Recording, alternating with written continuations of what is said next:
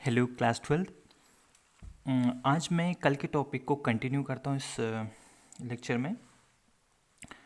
कल के टॉपिक में हमने आपको पढ़ाया था, कल हमने डिस्कस किया था चैप्टर जनरल ऑर्गेनिक केमिस्ट्री। उसमें हमने रिएक्शन मैकेनिज्म को अंडरस्टैंड किया। रिएक्शन मैकेनिज्म में इंटरमीडिएट और एक ट्रांजिशन स्टेट आती है, वो मैंने आपको बताया। फिर प्रोडक्ट बनता है, ठीक है। पहले सबस्टेट और रिएजेंट आपस में रिएक्ट करते हैं, एज ए रिजल्ट इंटरमीडिएट बनता है और इंटरमीडिएट के बाद प्रोडक्ट बनता है। सबस्टेट क्या होता है, रिएजेंट क्या होता है, इंटरमीडिएट क्या होता है, ये मैंने आपको बताया था। एग्जाम्पल थे इंटरमीडिएट के carbocation, carbanion and free radical. Free radicals we already discussed yesterday. Today we will discuss only carbocation and कार्बोअनाइन, है ना।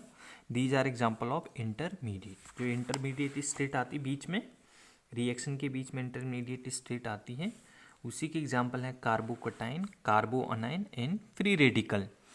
आज हम इनके बारे में डिस्कस करेंगे, ठीक है।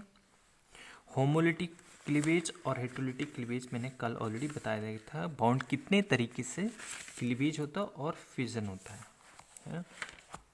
फ्री रेडिकल, ये फ्री रेडिकल मैंने ऑलरेडी बता दिया था। फ्री रेडिकल वो स्पीसीज होते हैं जिन पे सिंगल इलेक्ट्रॉन होता है, और ये होमोलिटिक क्लीवेज का रिजल्ट होता है। मतलब during the homolytic cleavage free radical are generated. इनकी स्टेबिलिटी ऑर्डर क्या होती है, इनकी स्टेबिलिटी ऑर्डर मैंने ऑलरेडी बता दिया था। 3 degree is more stable then 2 degree and then 1 degree. ये सब रिमेंबर करने वाली चीज़ें आपको याद रखनी है।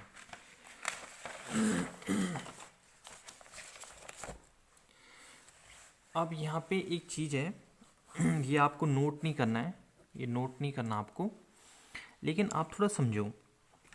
जो एक्स और वाई है, एक्स और वाई कोई दो एटम है, और यहाँ पे होमोलिटिक क्लीवेज होता है, होमोलिटिक क्लीवेज होता है, होमोलिटिक फिजन होता है। तो होमोलिटिक फिजन में क्या होता है, सिंगल इलेक्ट्रॉन, मतलब both the electron of covalent bond, ठीक है, both the electron of covalent bond do not goes in only one of the atom, okay. One electron goes to the one atom. तो इसको हम single electron को show करने के लिए हमें हाफ एरो को यूज करना था, हाफ एरो। तो दिस इज हाफ एरो। जहाँ पे हेट्रोलिटिक क्लीवेज होता है, लाइक यहाँ पे हेट्रोलिटिक क्लीवेज होता है, हेट्रो, तो यहाँ पे हमें फुल एरो का यूज करना होता है, because both the electron of covalent bond transfer to any one of the atom. तो जब दोनों इलेक्ट्रॉन ट्रांसफर होते हैं तो उसके लिए फुल एरो का यूज करते हैं। अभी इसके बेस पे मैं क्वेश्चन भी कराऊंगा। चलो अब कार्बोकटाइन की बात करते हैं। कार्बोकटाइन इज इंटरमीडिएट है, ठीक है। तो व्हाट इज कार्बोकटाइन, पहले तो एक इंटरमीडिएट है और कार्बन स्पीसीज है। तो और carbon species having carbon atom and 6 electron in carbon atom and 6 electron in its carbon atom, ठीक है। तो ये कार्बन एटम है, एक इस कार्बन स्पीसीज है having carbon atom and have 6 electron in its carbon atom, ठीक है, 6 इलेक्ट्रॉन भी हैं इसमें। कार्बोकटाइन जनरेटेड बाय हेट्रोलाइटिक क्लीवेज, ये हेट्रोलाइटिक क्लीवेज या फिजन से बनता है। इसको क्लीवेज भी बोलते हैं, फिजन भी बोलते हैं। ये एफ है। तो carbocation generated by heterolytic fission of covalent bond. जब कोवैलेंट बॉन्ड का हेट्रोलाइटिक क्लीवेज होता है तो कार्बोकटाइन बनता है। Carbocation also known as carbonium, actually ये कार्बनियम है, कार्बनियम। नियम मीन्स पॉजिटिव, जहाँ पे भी पॉजिटिव चीज़ें होती हैं जैसे हाइड्रोनियम, अमोनियम, तो ये सब पॉजिटिव स्पीसीज होती हैं। तो carbonium, carbocation also known as carbonium means positive species. Carbocation are highly unstable, क्या होता है, हाईली अनस्टेबल है और वेरी रिएक्टिव स्पीसीज है, ठीक है, वेरी रिएक्टिव स्पीसीज है। इसकी स्टेबिलिटी के बारे में भी डिस्कस करेंगे। कार्बोकटाइन हैव ट्राइगोनल प्लेनर शेप, इसका जो शेप होता है वो ट्राइगोनल प्लेनर होता है, ठीक है, ट्राइगोनल प्लेनर शेप होता है with the positive charge and sp2 hybridized carbon atom. Okay, sp2 hybridized carbon atom in which 3 sp2 hybridized orbital of carbon overlap with 1 s orbital of 3 hydrogen atom.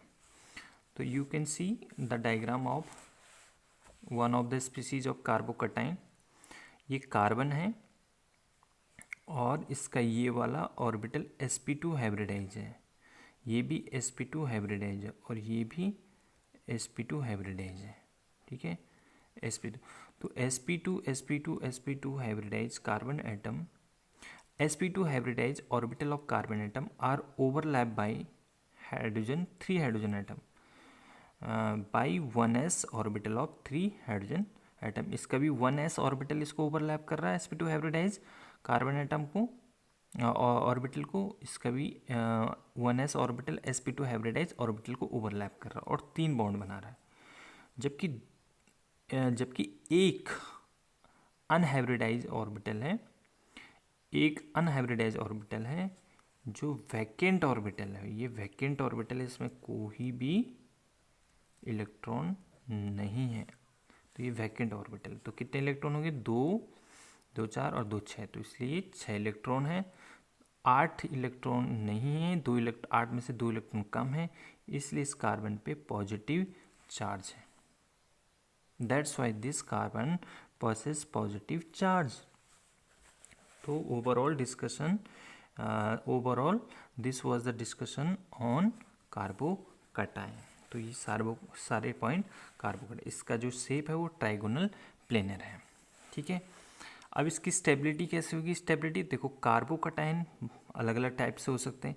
यहाँ पे CH3 group होता, ठीक है, तो ये बन जाता है CH3 और CH2, तो ये वाला कार्बोकटाइन होता. अगर यहाँ पे CH3 ग्रुप है और यहाँ पे भी CH3 ग्रुप होता, तो ये हो जाता है CH3 CH positive and CH3, तो ये वाला कार्बोकटाइन हो जाता.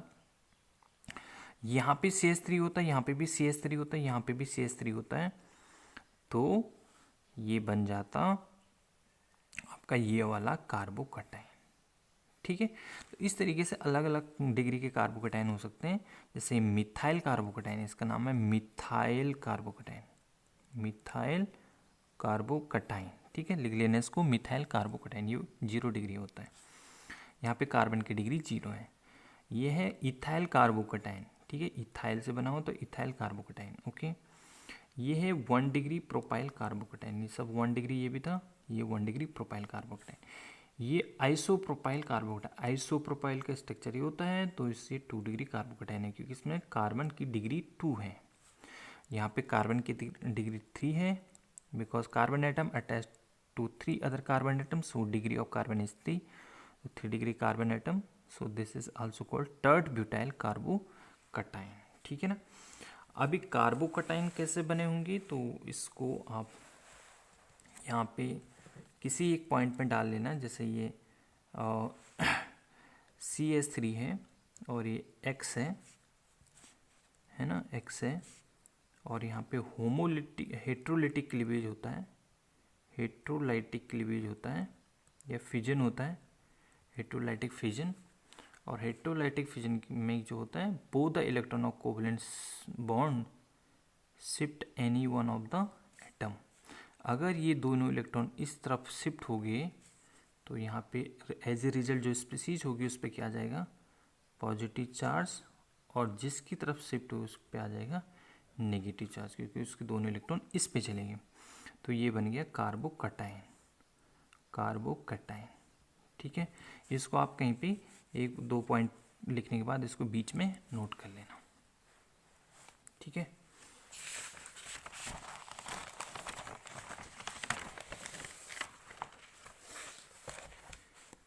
इसी टॉपिक में कंटिन्यू है स्टेबिलिटी ऑर्डर ऑफ कार्बोकटाइन. तो जो डिफरेंट टाइप के कार्बोकटाइन है उनकी स्टेबिलिटी ऑर्डर को आप थोरली लर्न करना है.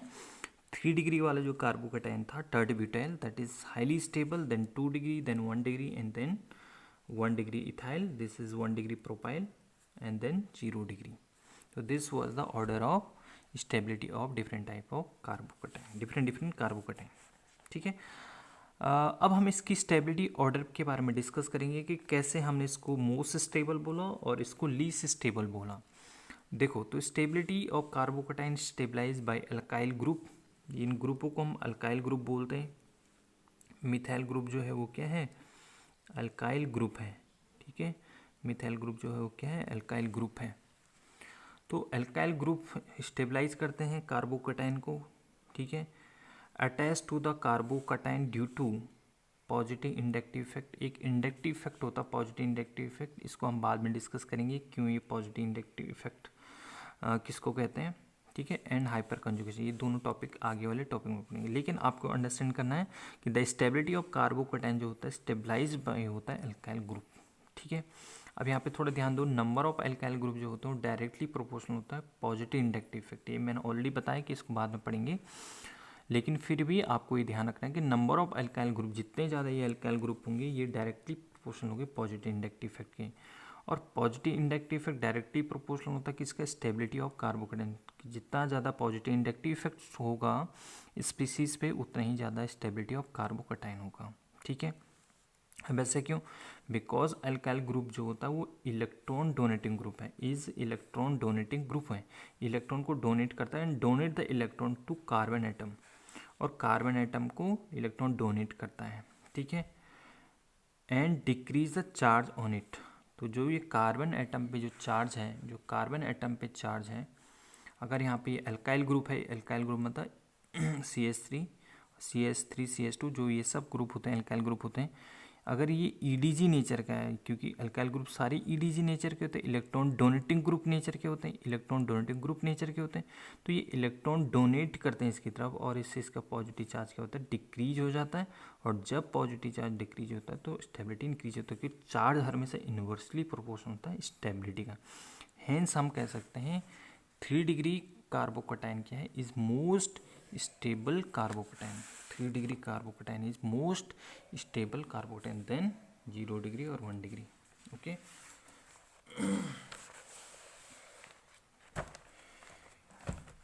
चलो, स्टेबिलिटी ऑर्डर पढ़ने के बाद हम कार्बो अनाइन, एक सेकेंड टाइप का जो इंटरमीडिएट था वो कार्बो अनाइन था। अब कार्बोनाइन भी क्या होता है, जस्ट अनाइन का मतलब होता है नेगेटिव चार्ज स्पीसीज, है ना।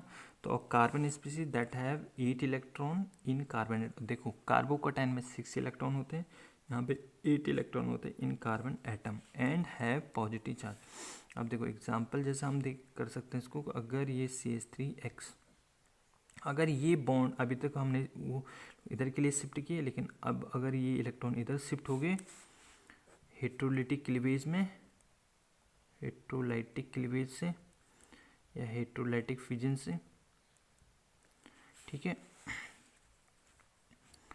तो इस पे आ जाएगा 2 इलेक्ट्रॉन, तो मतलब ये हो जाएगा नेगेटिव चार्ज वाला स्पीसीज, है ना, नेगेटिव चार्ज वाला स्पीसीज, और ये हो जाएगा पॉजिटिव, ठीक है। तो इसको बोलते हैं हम कार्बो अनाइन, तो ये कार्बोनाइन बन गया, ठीक है। तो ये हमने carbanion generated by heterolytic fission of covalent bond, है ना। Carbanion is also unstable, ये भी बहुत अनस्टेबल है, क्योंकि इसके पास इलेक्ट्रॉन है, तो ये किसी को डोनेट कर सकता है और रिएक्टिव स्पीसीज बना सकता है, और हाईली रिएक्टिव स्पीसीज होता है, ठीक है। अब अगर हम इसके डायग्राम की बात करें तो इसका डायग्राम में इतना ही सा चेंज होगा, एक तो इस पर क्या होगा, ये इलेक्ट्रॉन होंगे, है ना, और इस इलेक्ट्रॉन की वजह से इस पर क्या होगा, निगेटिव चार्ज होगा। इसको तो मैं इधर H कर देता हूँ और यहाँ पे नेगेटिव चार्ज कर दो इस पर, ठीक है। तो ये हो गया कार्बो अनाइन। स्टेबिलिटी ऑर्डर इसका जस्ट उल्टा होगा, 0 डिग्री मोस्ट स्टेबल होगा, फिर 1 एंड फिर 2 और 3, क्योंकि इस पर चार्ज नेगेटिव है, ठीक है। तो इसका stability order is just opposite to कार्बोकटाइन।